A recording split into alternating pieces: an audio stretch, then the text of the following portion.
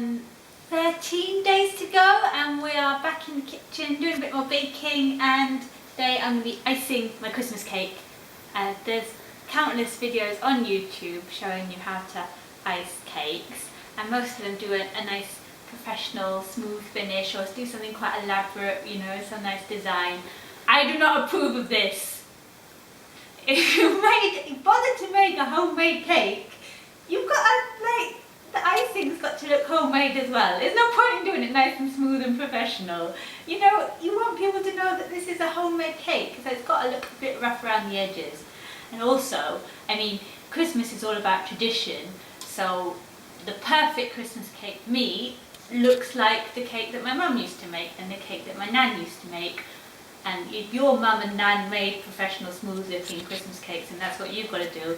But if it was all a bit, you know, haphazard, then that's what we're doing today. So here's half a cake.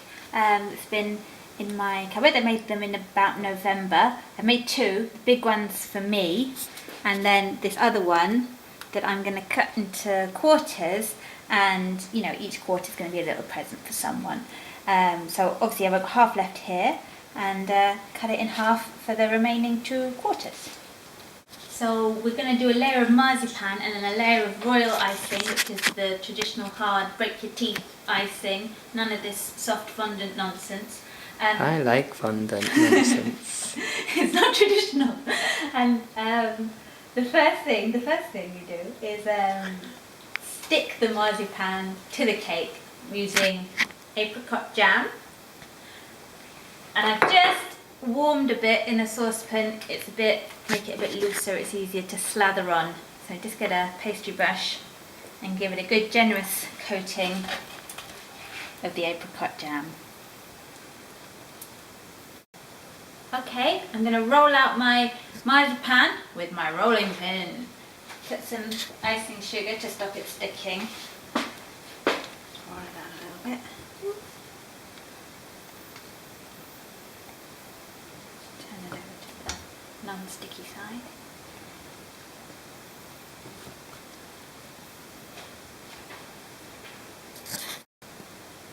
So that's rolled out. And just lift it up and drape it reverently over your slice of cake. Just shape it with your hands. This is all going to be covered by icing, so absolutely no need to worry about making it pretty. And then cut off the excess with a knife that I haven't got. And then just trim away the excess with a knife. And then you can always eat the excess marzipan if you like marzipan. If you don't like marzipan, why are you putting marzipan on your cake? Now once you put the marzipan on the cakes, you want to leave it overnight just so it sets completely before you start messing about with the icing. Fortunately I've got some I made earlier, so we can press on and do the icing stage. In this bowl I've whisked 2 egg whites. I haven't whisked them too much, they're just frothy, they're not soft peaks or anything like that. And then to my 2 egg whites I'm going to add 1 pound of icing sugar. So here's my 1 pound of icing sugar measured out. And I'm just going to do it a couple of spoonfuls at a time. Sieve it into the egg whites. And once that's in, stir it in to combine. So I'm gradually going to work my way through and add all of that sugar into here. So all the sugar's gone into the egg white now, and you've got your icing. It should be very stiff now because you're going to put in a couple of ingredients that's going to loosen it up a bit. I'm going to put in juice of half a lemon. This is the lemon that I zested for the Ecclefechan tart the other day, so no wastage, the juice is going in the icing. And I'm also going to put in 1 teaspoon of glycerin. So that's the final product. That's the consistency. Well, that's the consistency I got anyway. And no magic to it. Just get a knife, palette knife if you have one. If you don't, just a knife. Take a scoop and apply to the cake.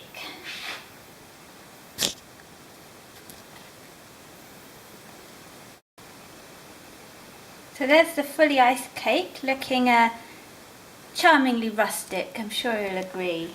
Amateurish, but I think that's the best way. It's a homemade cake and it looks like a homemade cake. Now, I've done a nice thick layer there, so you will need to allow plenty of time to let it dry out. Final touch, don't worry about the size, going to put a nice ribbon around there, but for the top, the traditional spiky peaks. And here is the final article with the ribbon around it. I think that looks how a Christmas cake should look, and the only thing I would add would be any wonky Christmas ornaments that you've got to put on the top.